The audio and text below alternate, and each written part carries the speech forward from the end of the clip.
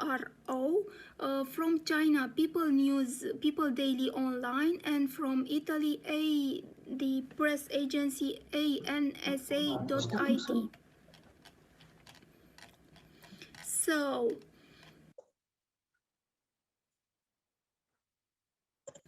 the steps for the research have been identifying the main themes of the articles as main frames, correlate the topics to establish the transversal themes, and use a comparative approach to create a map of trends. The unit of analysis was the article, the messages, and the units of coding were the words and the syntax. The transversal themes are known as topics that are considered key in the research and give the perspective of the results, the conclusions. What were the findings? The pandemic was mediatized as an international crisis situation.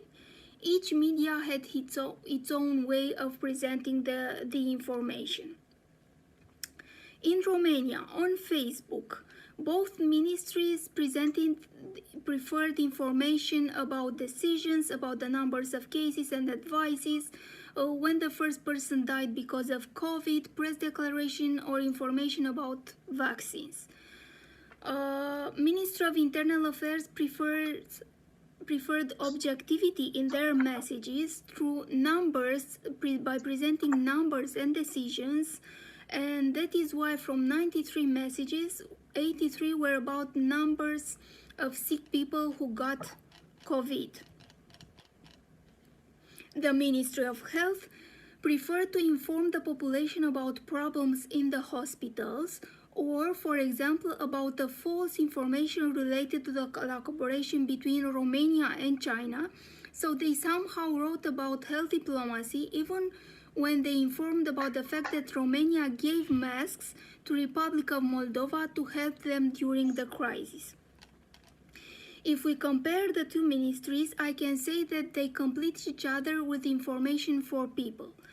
One was informing about the status of sick people and the other about what is happening in the hospitals, but through much less messages, fact that could prove that Ministry of Internal Affairs and the minister were the ones responsible for the pandemic communication.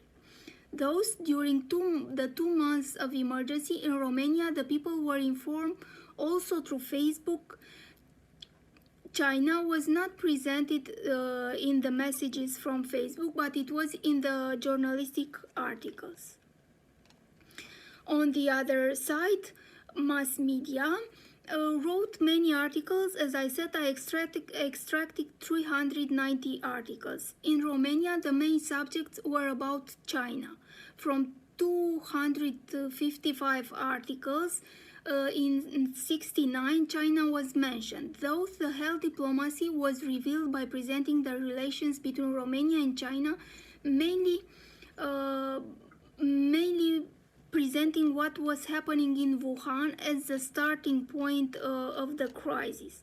Related to Italy, to the press agency, the article presented the information by making connections between decisions made by the officials of European Union. Thus, their articles are informative about European details and strategies, mainly because the press agency is part of Euractiv, which acts as a bridge gathering media organization in more than 12 European capitals, each publishing in their own languages. The information about China are a little bit tricky, mainly because its political status, but I choose it as it is said that the crisis started in Wuhan. The 125 articles presented the status from China, but in a positive way, and not mentioning the number of sick people. The subjects were about the fact that China is helping other countries by delivering masks and gloves to some in need. The number of cases were mentioned only in the case of Wuhan because it is considered as the center of the disease where everything started. This research presented actually China as a hero, Italy as being the second country in European Union where the crisis spread, and in Romania everything was managed through Facebook and also to the official platforms. I might say that China was framed as the hero, the helper of the international situation, while Romania and Italy were affected by the virus and the authorities are struggling to keep up. This analysis might be continued with all the messages published by the ministries from Italy and China in order to have a global image.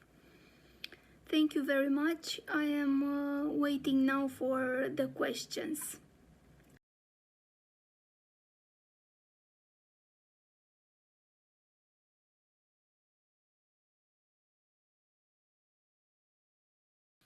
Hello.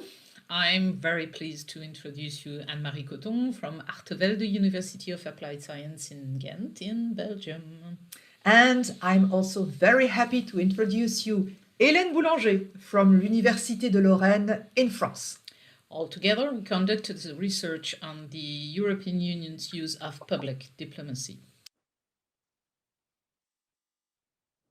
What we did was we looked into the communication of the European External Action Service, the EEAS, the diplomatic service of the European Union since 2010. And more specifically, we looked into its communication on Twitter, the social network highlighted in literature as a specific public diplomacy platform. In previous studies we conducted on the same topic in 2015 and 17 together with Susanna De Cavallo, we concluded the following.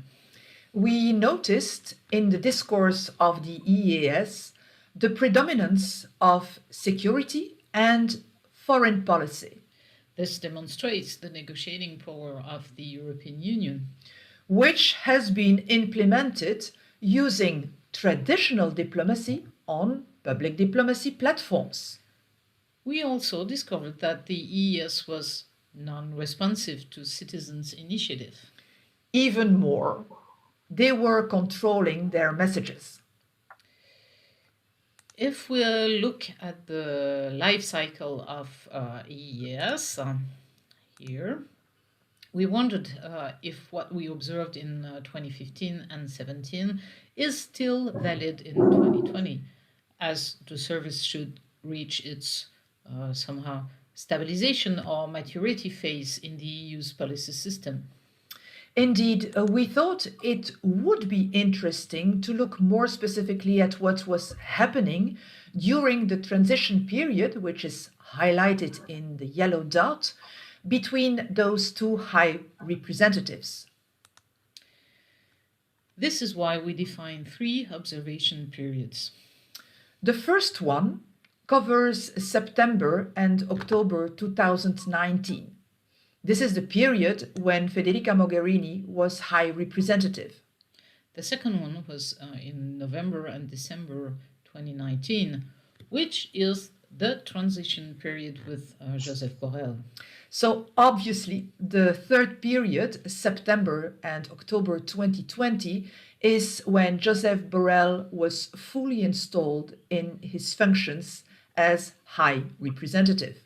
So we collected a total of 765 tweets over these 3 periods. To analyze this corpus, we applied the MARPE Diplo methodology. You will find the full description of our methodology in our paper. But we will just briefly explain that it combines 3 layers of criteria. A taxonomy based on the research of Zhang and Liu and Simons, followed by the strategic aims categorized by Lord, and the 7 principles developed by Nicholas Cull. So we applied this grid to the 765 tweets of our corpus, allowing us to collect a set of data for each of the tweets. The tweet's identification describes each tweet. It's followed by the MARPE indicators. They qualify the communication activity carried out by each tweet, identifying the sender, or the kind of echo among the public. And the public diplomacy criteria. They provide a more detailed analysis of public diplomacy practices. This is where we apply the MARPE Diplo methodology with the main aims, axes, themes, and significant ideas. And so, at the end, this makes it possible to formulate a final diagnosis per tweet. And we were able to define if it's a traditional diplomacy message, or a public diplomacy message, or possibly even a combination of both. Considering each tweet one by one, we analyzed group of data period by period to come with global tendencies we will now summarize. So let's look into the first finding.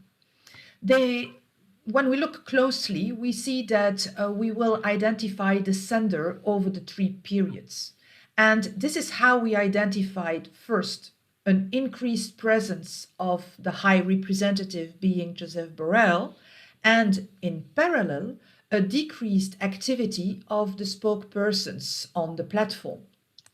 Now, in the 2 first periods, we also realized that visual embedded messages were numerous, while Joseph Borrell seems to prefer the use of quotes rather than visual media.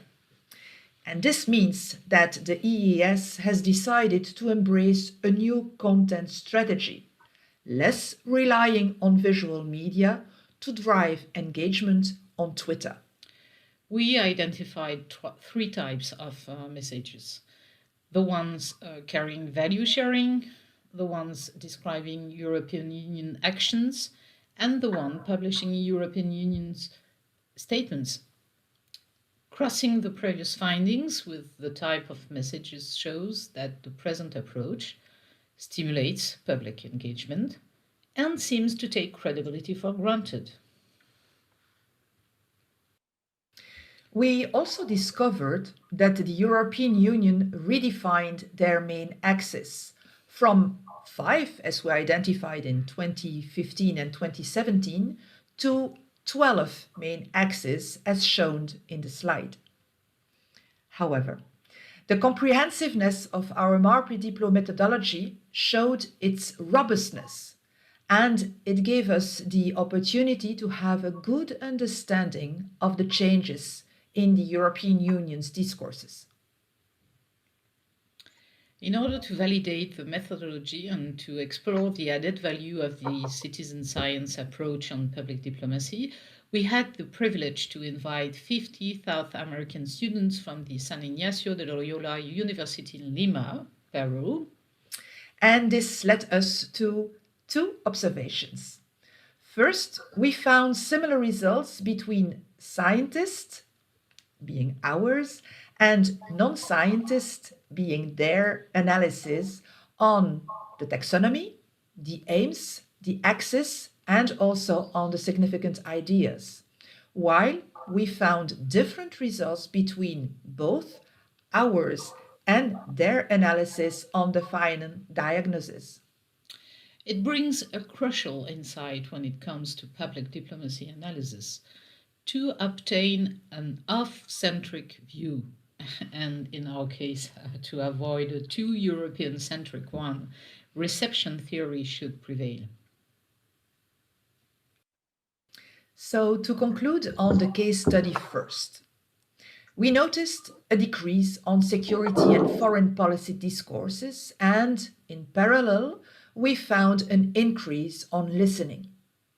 It's clear that the EEAS still makes too little use of third parties, and finally, we can also conclude that the 3rd period of the EEAS life cycle relays on institutional stability and on legitimacy. Regarding our conclusions linked to public diplomacy discourses analysis, the MARPE Diplo methodology could be validated with minor adjustments, and we demonstrate that the interpretation of data is dependent on the observer position toward the sender. It shows the relevance of citizen science approach to reach enough-centric objective analysis of data.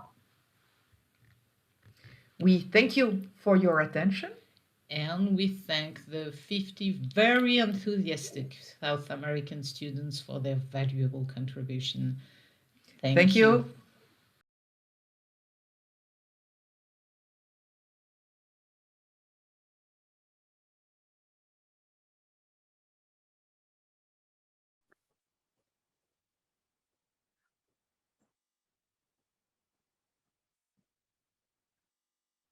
Hello, my name is Gabriela Seccardini, and my paper is about public diplomacy and nation branding in the case study of Croatia. I'm going to present the theory and concepts on which my study is based.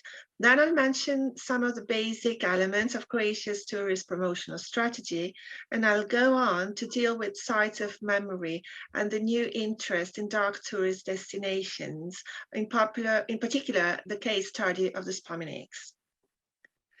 This study is based on the two concepts of public diplomacy and Simon Arnhold's concept of nation branding, and their combination in Nicholas Carl's claim that nation branding is one of the most important tools of contemporary public diplomacy. As there is no uniformly accepted definition of public diplomacy, for the sake of this presentation, we'll define it as the efforts to create, project, or promote a positive image of the country abroad, which is also a common goal of many nation branding efforts. Who are the actors? Government, other non-state actors, such as national tourist boards or tourist agencies, and citizens. They can also be considered as brand ambassadors, both within the country and abroad. Considered from this perspective, a nation branding campaign can therefore serve the purpose of uniting and strengthening a new nation state, as in the case of Croatia. In other words, nation branding can also serve the nationalist cause. A third concept that we need in this analysis, and which I borrow from Florian Bieber, is nation branding and its association to nationalism. For Bieber, nation branding served a different number of purposes in the post-Yugoslav period, well beyond simply attracting tourists. First, for a startup nation, it creates legitimacy and makes it recognizable on the international arena. Second, a nation branding serves the purpose of public diplomacy to claim a place among the countries of the world, to normalize their existence and attract foreign investment. Sometimes nation branding can play the role not of making a nation unique and particular, but on the contrary, asserting its Europeanness, de-orientalizing it, or to say it with Todorova, de-Balkanizing it. And third, nation branding creates legitimacy at home. Croatia has been a well-reputed destination since the Austro-Hungarian Empire, when aristocrats came to enjoy its spas, its pure air, and mild, healthy weather. From the 60s and during the socialist period, the government developed and strengthened its tourist infrastructures and reception capabilities. During the socialist period, when it was incorporated into the Yugoslav Federation, Croatia's image was almost non-existent for the international community. Croatian destinations were perceived as Yugoslavian, not Croatian. Croatia was dispossessed of its proper beauties and identities. According to Arnhold, one of the most damaging effects of communism was the way in which it destroyed the national identity and the nation brands of the countries within the Soviet Union. Most of the states are now working hard to rebuild their images and their identities, and it is a slow and painful process. As a little new country coming out of a violent conflict, Croatia has had to struggle to forge a new image of itself from the external world. It had to dissociate its image from the conflict in former Yugoslavia, reposition itself as a new attractive destination that joined the European Union in 2013, and rebuild confidence within the international clientele. Tourist promotion strategy concentrated on two actors: highlighted its belonging to the Mediterranean region, de-Balkanized Croatia, separate its identity from other Balkan states, and focus on the sea and sun summer destination, putting forward natural beauty, turquoise waters, sunshine coastline, steep and rocky coasts, all archetypes of the Mediterranean identity. And second, emphasize the novelty and originality of the destination spared from mass tourism.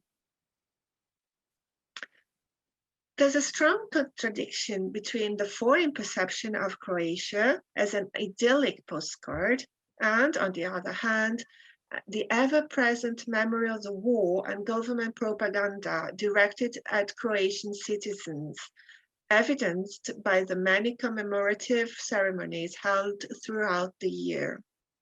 The nationalistic discourses that emerged during the Independence War were focused on a rereading of the past from World War II and sought to anathematize the social, political, and cultural Yugoslav heritage. Monument and architecture from that time had been destroyed or abandoned. The partisans were no longer considered as heroes who fought the Nazis and fascists, but represented the Serbs oppressing the Croats. The government has succeeded in its branding strategy. The average foreign tourist coming to Croatia view the destination as a land of uncontaminated natural parks, warm sunny beaches, and crystal clear waters. Nevertheless, in recent years, a trend among international tourists on the internet and social media, especially YouTube and Facebook, shows their increasing interest in war and dark tourist destinations in the former Yugoslav countries. I'm now going to discuss this darker side of Croatian tourism. In the interest of time, I'm going to focus on the topic of spomenics. Spomenic means monument, or more precisely, memorial. There are over 100 of these gigantic concrete and steel structures scattered through former Yugoslavia, built between the end of the Second World War and the Independence War of the 90s. Most of them are now left in ruins in the countryside. They represent the perfect example of sites of memory that take on different meanings and narrate different stories according to political changes over time. Their destiny is linked to different ethnic or nationalist rereadings of the past. During the socialist period, these monuments drew numerous domestic visitors. Today, they are deserted, as they have come to represent, especially for the Croats, the oppression by the Serbs and the disappearance of the Croatian identity in Tito's ideology of brotherhood and unity. The internet testifies to a sort of infatuation by foreign tourists with these spomenics. Lots of pictures and videos have appeared on the internet and also in some popular tourist guides like Atlas Obscura, an American tourist resource for unique off-the-past destinations. As a tour operator, they organized a 13-day dramatic road trip in search of these wonderfully bizarre monuments, vast modernist effigies that commemorate the deeds of anti-fascist partisans and revolutionaries. Also, the Regional Cooperation Council has created an EU-funded Balkan Monumental Trail that attempts to valorize these sites, but that leaves out Croatia altogether, as this country is now part of the Council. What is interesting about the spomenics is that they are undergoing a reinterpretation, not only from foreign visitors interested in history, warfare, and memory, but also by the younger generations of the former Yugoslav countries who have faint or no direct reminiscence of the war. They are starting to adopt these difficult heritage sites as a part of their own reality and have built new narratives around them. These slides quote a 25-year-old tourist guide from Sarajevo explaining his relation to the monuments from the Yugoslav era. He insists on the need to come to terms with the past and accept it as a good part of their history. To conclude, These sites of memory could become opportunities for more inclusive narratives of the past and integrate further aspects of its identity in the image Croatia sends out to the international community. Memory management is still a difficult task, but one that cannot be neglected. Post-conflict societies need memory, not silence and denial. And memorialization of contested sites can be a good starting point. In particular, if they're attracting foreign tourist attentions, as in the case of the Spomenics. Tourism could therefore become, as it is the wish of WTO, a tool on the path of peace and reconciliation. Thank you.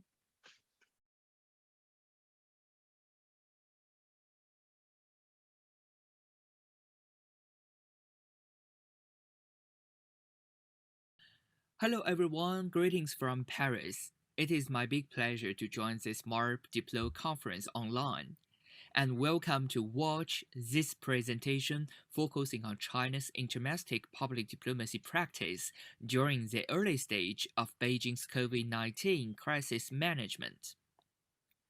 To date, the outbreak of COVID-19 has not been under control. The fear towards the COVID-19 pandemic became the common emotion of people around the world from 2020 until today. And once again, this pandemic made the Chinese government questioned in terms of information disclosure and information control. This ongoing study focuses on Chinese government's public diplomacy actions in the early stages of the COVID-19 crisis, especially before and after the death of Dr. Li Wenliang, known as whistleblower. Indeed, after the death of Dr. Li, China immediately staged a series of communication efforts to strengthen its internal and external crisis propaganda. The aim is not only to restore the image and reputation damaged by the international criticism, but also to manage both international and domestic public opinion more actively and proactively in order to rebuild the legitimacy of Beijing in the international community. So, the current study is to use the prism of intermestic public diplomacy to review the changes and adjustments in the Chinese government's intermestic communication strategy and methods before and after the outbreak of the COVID-19. For us, public diplomacy helps the state manage international public opinion by circulating its culture, values, ideas, and policies, and encouraging target publics to follow intended outcomes. However, the rapid development of social media, as well as the rise and spread of populism, have filled the international political arena with uncertainty, which led to frequent regional disputes. Furthermore, the emergence of network propaganda based on the propagation of fake news, fake science, and disinformation via social media is complicating how nations manage international public opinion. In the context of communication, if international political actors are not able to manage the uncertainty of public opinion effectively, the cognitive state of being doubtful will incite emotional uncertainty in target publics, namely anxiety. Existing research has shown that online interaction can promote more favorable public attitudes towards a two-way communication in the public diplomacy network. It has the potential to positively persuade target audiences. China has also found this advantage provided by social media and established its own digital public network and strategy. For China's government, public diplomacy is the development of Waixuan, namely external propaganda, which led by the party. Its digitalization must respect the party's rules and defend the party's interests. China, as you know, applied a serious internet censorship which banned its citizens visiting several so-called sensible websites and social media platforms. This practice conducted Beijing to use two intermestic platforms for practicing its public diplomacy. They are Weibo for domestic purpose and Twitter for international communication practice. So this study aimed to map the intermestic social media communication network and strategy mobilized by Beijing at the beginning of COVID-19 crisis. To do so, we provided 3 research questions at least on this slide. In terms of method, we have selected 5 accounts, each on Weibo and Twitter, for observation and data collection. The short-term observation allows us to conduct a more detailed bilingual critical discourse analysis of the content published by the Chinese government on both domestic and foreign social media platforms. It also provides us to confirm our hypothesis related to China's intermestic communication strategies in PD practices. Here are the results. After reading through the social media posts about the COVID-19, we identified 4 stages of China's crisis communication at the early stage of the epidemic in China. Except for the third time point of these 4 time frames, which highlighted in red color on the slide. This is a kind of emergency, that is the death of Dr. Li. So, the rest of time stages were positively correlated with different speeches pronounced by Xi Jinping. In other words, Beijing's COVID early stage para or public diplomacy actions still strictly follow a centralized guiding principle. Our research also confirmed that Chinese MFA did not conduct any COVID-related communication practice during the first stage. It also kept on silent in the second stage on Twitter. But on Weibo, Beijing's domestic public diplomacy campaign has begun to increase significantly during the second stage. In the early days of the COVID-19 pandemic, the period of the Chinese government's large-scale public diplomacy practice occurred with the death of Dr. Li on February 7, 2020. From this stage, Chinese media and diplomats began to increase their post frequency and contents about the COVID-19 both on Weibo and Twitter in order to manage intermestic public opinion while defending Beijing's interests. After comparing the content published on Weibo and Twitter by the Chinese MFA and the media, first, we confirmed the central Caijun model of China's public diplomatic information production. This model is a product of China's information censorship system. In practice, for example, the Chinese MFA directly manages 2 Weibo accounts, which allow it to publish content without word limitations. It allows Beijing's authority to draw a red line on Weibo that other Chinese paradiplomatic practitioners and journalists need to respect in preparing their contents in international communication practice. In other words, for example, for preparing tweets. In fact, based on this red line indicated on Weibo, Chinese practitioners in public diplomacy or paradiplomacy are relatively free in preparing their messages on Twitter.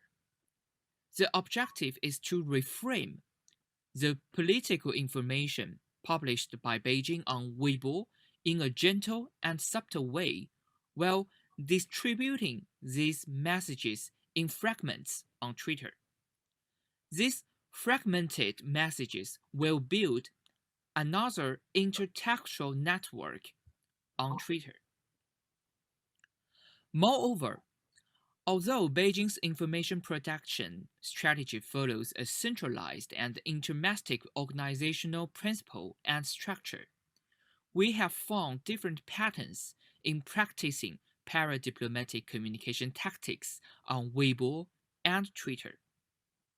On Weibo, the MFA mobilized a broadcasting approach in mediatizing related information for some propaganda purpose. However, on Twitter, the MFA frequently used retweeting function to intensify specific messages. It allows to create a small online interactive network with other organizations and Chinese diplomats, like shown the network on this slide. So, through this ongoing research, we found China's two basic approaches in managing the early stage of COVID-19 communication crisis. First, China aimed to build a top-down digital public diplomacy communication network. This highly centralized management system is a distinct feature of Beijing's public diplomacy in favor of international uncertainty management. Second, the intermestic public diplomacy strategy of the Communist Party of China focuses on two basic points. Domestically, China's public diplomacy strategy is meant to strengthen ideological management and propaganda in guiding public opinion through a broadcasting approach to seek an online nationalist emotion and solidarity. Internationally, however, Beijing attempted to soften its posture by using emotional terms and expressions. It attempted to subtly advocate for international cooperation and sympathy in fighting the virus. Of course, this practice has been changed. Beijing has begun to use an aggressive communication strategy since March 2020, known as worry wolf diplomacy. Our further research will continue to explore this topic. Thank you for your attention. Thank you all. I want to thank to all our speakers for these excellent papers. And now I ask the audience if there are any questions. Who wants to go first? I don't know if there are any questions here. Hello. Okay, sorry. Are there any questions? No? I have a question. Okay. I have a question for Gabrielle.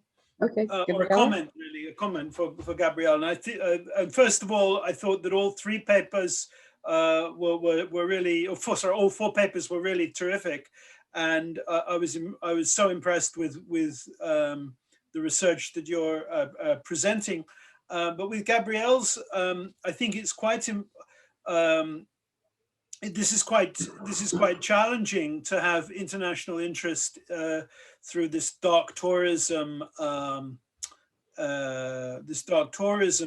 and I think that it has to. One of the strange things in international reputation is that you have to meet your global audience where they are. And if what they're interested in is the fact that your country has had a problematic past, that is the reality you have to begin working with. And in a way, this is part of the story for Kazakhstan too, where people, the first thing they know about the country is a comedian's joke. But that's just where you have to start. You have all kinds of options going forward. But I think it's important and I've seen this in Croatia, that that you understand that an internal interest is not the same as an external interest, and that the emphasis in your paper on reconciliation, on moving beyond the pain of the conflict is really important. And where I've been at international meetings, a UNESCO meeting where a well-meaning Croatian presenter attempted to get an international audience to take sides in the memory of the conflict. And that's a very difficult thing to go. I think that's a very difficult and potentially counterproductive line to take. But the bottom or the fundamental thing is you have to start where people are interested. And the biggest mistake people make in presenting a national image is to talk about things that the world isn't interested in. And Croatia, for the coming generation, will be a post-conflict country. And you have to talk about that. That has to be a beginning place and try and find good stories within that. It may be that Croatians are interested in Croatia being the point of origin of the necktie, or the beautiful place in silk manufacture, and the other stories that we hear about. But the international audience is going to go for the thing to which they have an emotional connection, which is, for my generation, for our generation, is memory of the conflict. And they want to move, and to be able to say that it's possible to come beyond a situation like this is the good story, not just that Croatia should talk about, but should try to live. But I think they're all great papers, and this was very, very interesting and stimulating. Thank you. Thank you. Gabriela, please. For me. Gabriela, do you want to answer this comment? Of course, I agree with Nicholas Cole, and I thank him for this insight into Croatian image and the strategy that they are trying to that they have managed to give to the world. And it's very complex. The situation there is very complex because I have lived inside through the years of the conflict first, and I was an insider outsider, so I have family, so I don't live there, but I have family and I lived sometimes there. And so I could experience the propaganda during the war. And now I see what happened 2 or 3 decades after. And it touches me in first person, of course, but what I can see, for example, is that the hate between the Croats and Serbs that was during the war, now it's almost disappeared, because the people, the new generations have, as I say in my paper, have faint memories of what happened, or they haven't even experienced it. So and I have Serbs friends, and we don't speak about the war anymore, and so it's a very complex thing. But what I see, and what I appreciate and what I like of this is that with time we can manage to arrive at a reconciliation. And if it comes through tourism, or thanks to tourism, it's great. And also maybe the image of Croatia can be also brought to the world. I was thinking of Game of Thrones, for example. Now they have all these very successful series, and it attracts tourists in that way. And I also worked on digital tourism now, and they are trying to attract tourism, digital tourists through. But that's another thing. Right now, Croatia is one of the places that the young Americans are going to. So when I'm Exactly. talking to my students, there are many of them are saying we want to go to Croatia. So this summer will be the summer of Croatia for young Americans. Yeah, So yeah. We'll see what will happen. If I could just build up on that, I think that the issue with moving forward, moving past the past, is not just a Croatian issue; it's a Balkan issue. Yeah. So I think that each of the individual ex-Yugoslavian, ex-communist countries need to find a new identity and move on, because really it's been 30 years. For example, for Romania, it's been 30 years from communism. The young generation doesn't even care about that anymore. Exactly. Yeah. So I think there's an identity crisis, a branding crisis, and we're just searching for a new identity. And a lot of the times, a focus on the past will just further anchor us into a past that we don't identify anymore with. So yeah, maybe finding the positive, the constructive in what's going on, even if it's a little bit problematic, could be an interesting branding challenge moving forward. But overall for the Balkans, not just for, Sure, yeah. for individuals. As lovely as Croatia is, to be honest. Okay, thank you all. Are there any other questions from the audience? No? Okay, so I thank you all, and now I give floor to Susanne. Okay, thank you, Teresa. Thank you, everyone. We are closing the day. I thank you, all of you who were with us here, and tomorrow we will start at 9 o'clock. Well, 9 o'clock Lisbon time or London time, 10 o'clock in Paris, 11 in Bucharest, and in fact 6 o'clock in Sydney, 6 p.m. in Sydney, where our second keynote speaker will talk with us, Jim McNamara. So tomorrow we will start with Jim McNamara, and then we will have 2 sessions, and then we will close the conference with our colleague Anne-Marie Cotton doing a synthesis of the conference, and then Alice Trindade will who is the first vice president of ISCSP, who will, of course, close formally our conference. So again, thank you to everyone. Be with us tomorrow. See you.